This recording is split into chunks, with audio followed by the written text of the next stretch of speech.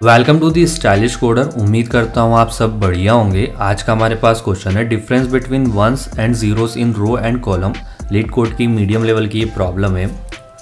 Problem के statement की अगर अपन बात करते हैं तो इन्होंने यहाँ पे हमको बता रखा है कि हमारे पास में m क्रॉस n की एक बाइनरी मैट्रिक्स होगी। मतलब कि हमारे पास में उसमें m रोज होगी और n कॉलम्स होंगे और उसके अंदर जो भी वैल्यूज़ होगी वो 0 एंड 1 के फॉर्म में होगी। ठीक है, ये बाइनरी मैट्रिक्स का वो उसका नाम हुआ ग्रिड। तो हमको इसके अंदर जो बनाना है, इसमें बोला है इन्होंने एक डिफरेंस मैट्रिक्स से डिफ करके अपने को उसको रिटर्न करना है। ठीक है, तो जो डिफ करके जो मैट्रिक्स बन रही होगी उसके लिए इन्होंने यहाँ पे कुछ स्टेप्स बता रखी हैं। ठीक है, ये उसका फॉर्मूला होगा, इस फॉर्मूले से वो जनरेट हो रही होगी और जो वेरिएबल्स इसके अंदर यूज़ हो रहे होंगे उनको बता रखा है। तो लाइक अगर अपन फॉर्मूले की बात करते हैं, पहले अपन देखते हैं कि मेरे पास में एक 2D मैट्रिक्स है m क्रॉस n की। ठीक है, इससे अपने को बनाना है डेफ करके एक मैट्रिक्स बनानी है जिसकी भी साइज़ m क्रॉस n होगी। जो साइज़ की मेरे पास जो गिवन में है वो होगी। अब ये जो डिफ है हमारे पास में, ठीक है, डिफ को अपन बोल देते हैं i वाली पोजीशन और j वाली पोजीशन पे वैल्यू कैसे फिल हो रही होगी उसकी बात करते हैं। तो लाइक अगर इन्होंने यहाँ पे देखो जो मेरे पास में ये फॉर्मूला दिया है, इन्होंने बोला है रो i j पे वैल्यू आ रही होगी जो वंस रो i। मतलब आपके पास में अगर ये अपन मान लेते हैं कि ये हमारे पास में i रो है। ठीक है, इस रो के अंदर, ये पूरी रो के अंदर जो भी काउंट होगा मीन्स काउंट ऑफ 1। ठीक है, इन रो कौन सी हमारी i। ठीक है, फिर इन्होंने नेक्स्ट स्टेप में बोला है जो भी मेरे पास में वंस का काउंट हो किसके अंदर, count of 1 in column j।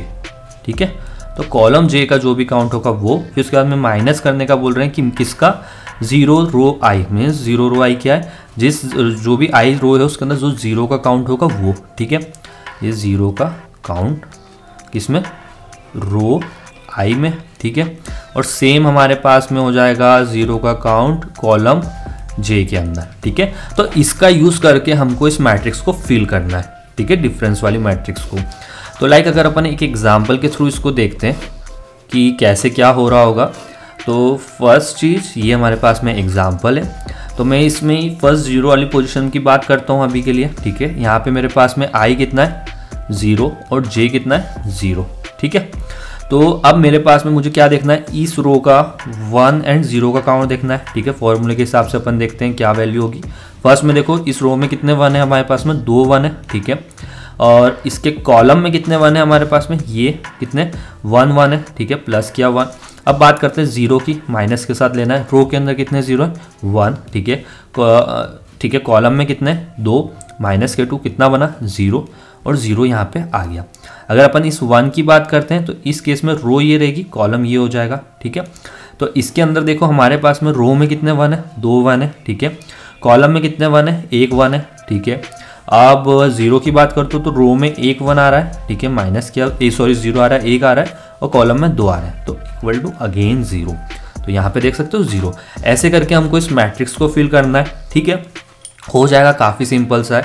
करना क्या होगा इस क्वेश्चन में, हमको फर्स्ट में फाइंड करना है कि किसको फाइंड करना होगा, फाइंड करना होगा जो भी काउंट है हमारे पास में, काउंट ऑफ 1 को एंड काउंट ऑफ 0 को।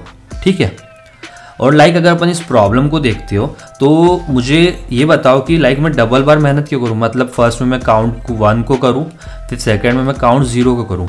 तो मुझे ये पता है ऑलरेडी जो भी मेरा काउंट ऑफ 0 होगा, मीन्स अगर रो के उसमें बात करते हो तो हमारी रो कितनी m रो है। ठीक है, m एलिमेंट्स होंगे हमारी रो के अंदर, और जो भी काउंट ऑफ 1 का आता है मैं इसको बोल देता हूँ क्या, C1 बोल देते हैं। ठीक है, इसमें से मैं माइनस कर देता हूँ C1।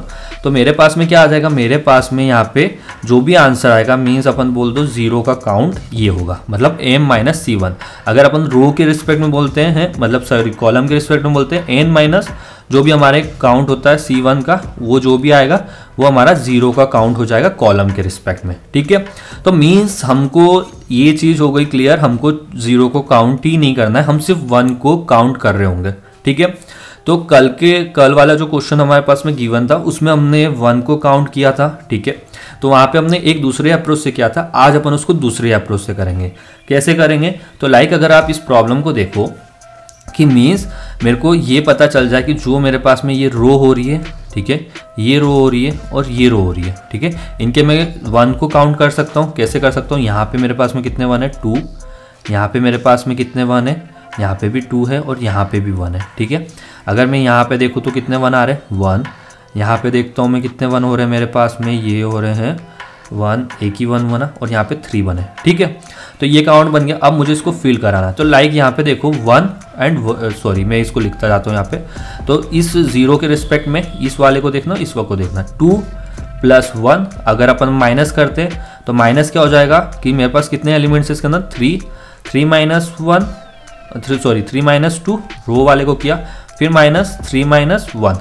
और अब इसका सब्ट्रैक्शन देखो 3 माइनस का, ये यहाँ से निकला हमारे पास में 1, यहाँ से हमारे पास में निकला -2, कितना बना 0, ठीक है, सही बना। अब इसके नीचे वाले को देख लो, इस 1 को ले लेते हैं अपन, ठीक है। इसका क्या है हमारे पास में, कितने 1 है इसमें 2, ठीक है, और 2 है इसमें, कितना 1 है 1, ओके। अब इसके बाद में माइनस करना है, तो यहाँ पे 2 है तो 3 - 2 हो जाएगा, ठीक है, और यहाँ पे हो जाएगा 3 - 1। अब इसको सॉल्व करो, 3 ये हो जाएगा, यहाँ से निकलेगा 1, यहाँ से निकलेगा हमारे पास 2, ये भी बन जाएगा 0, ठीक है, 0 बन गया।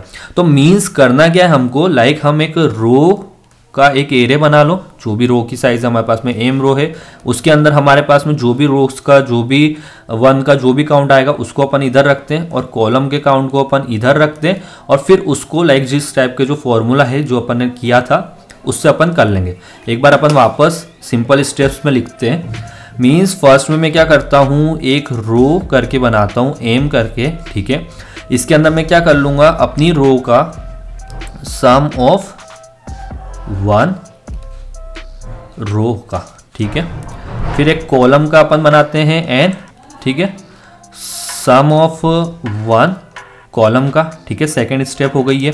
अब थर्ड स्टेप में अपन क्या कर लेंगे, जो भी हमारे पास में डिफरेंस होगा, ठीक है, i j का, ठीक है, उसको अपन कैसे कर देंगे, रो i प्लस कॉलम j, ठीक है। और माइनस का क्या कराना था हमको, माइनस का समथिंग हमको 0 कराना था, तो मेरा क्या हो जाएगा m माइनस रो i, ठीक है, ये हो गया, और n माइनस कॉलम j, ठीक है।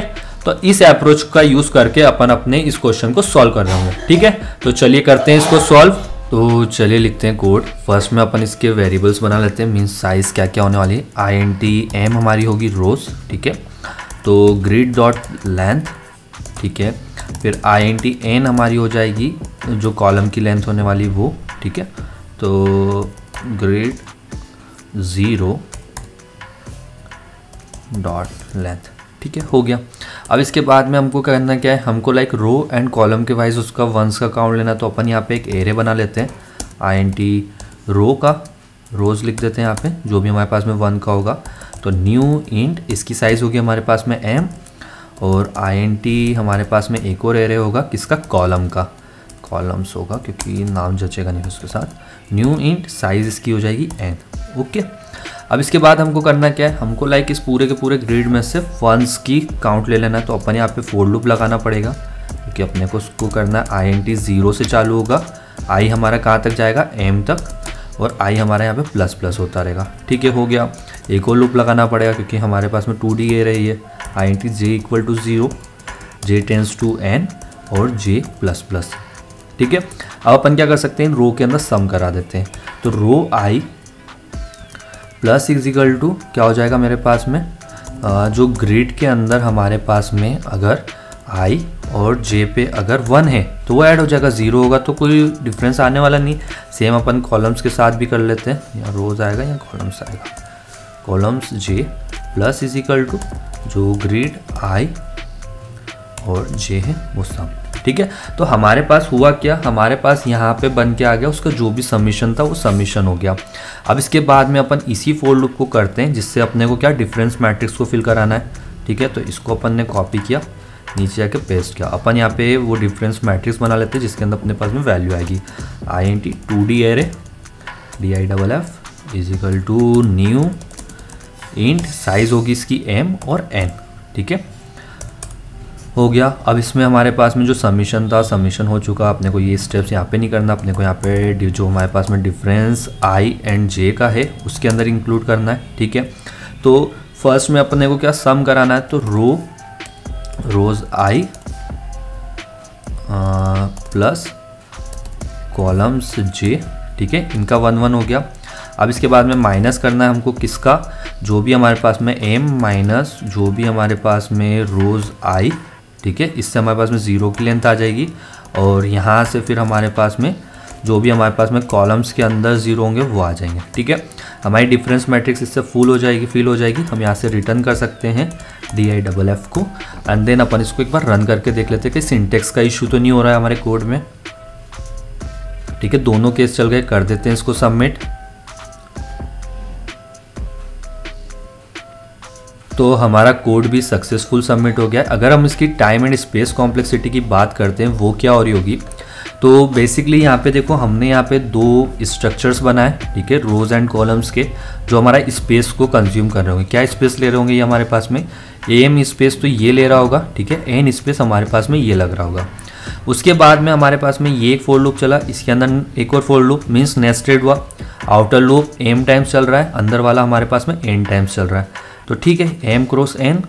सेम हमारे पास में इधर भी जो लूप लगे एम क्रॉस एम, मीन्स हम कह सकते हैं कि जो हमारे पास में जो कॉम्प्लेक्सिटी होगी एम क्रॉस एन का ऊपर चला, फिर सेकेंड में हमारे पास में अगेन एम क्रॉस एन का चला, तो क्या हो जाएगा 2m क्रॉस n, ठीक है। तो कांस्टेंट है आगे वाला 2, तो हम बोल सकते हैं जो इसमें टाइम लगेगा m क्रॉस n लगेगा, ठीक है। तो जो इसकी टाइम कॉम्प्लेक्सिटी होगी, TC टाइम कॉम्प्लेक्सिटी होगी m क्रॉस n, ठीक है। अगर हम स्पेस की बात करते तो हमने एक स्पेस यहाँ लिया, दूसरा स्पेस यहाँ लिया, तीसरा स्पेस ये लिया हमने डिफरेंस दिखाने के लिए। जो ये वाला है ये क्यों है हमारे लिए, क्योंकि इसमें हमको आंसर के लिए रिटर्न करना है। तो अगर हम इस हमारी प्रॉब्लम के देखते हैं तो इसकी जो टाइम कॉम्प्लेक्सिटी निकलेगी m प्लस n, क्यों, क्योंकि दोनों अलग अलग है, नेस्टेड नहीं, तो m प्लस n, तो हमारी इसकी स्पेस कॉम्प्लेक्सिटी हो जाएगी। अगर हम इसको भी कंबाइन करेंगे तो ये हमारी प्लस m स्टार n करके टाइम कॉम्प्लेक्स स्पेस कॉम्प्लेक्सिटी होगी, बट हम इसको जनरली करते नहीं है इसलिए अपन हटा देते हैं। तो हमारी जो टाइम कॉम्प्लेक्सिटी निकली है वो क्या निकली है, OM स्टार n, और स्पेस कॉम्प्लेक्सिटी निकली है OM प्लस n, ठीक है। तो गाइस ये था हमारा आज का सॉल्यूशन। उम्मीद करता हूँ आपको ये सॉल्यूशन अच्छा लगा होगा। फिर मिलते हैं अपन किसी और वीडियो के साथ, तब तक के लिए आपसे बाय।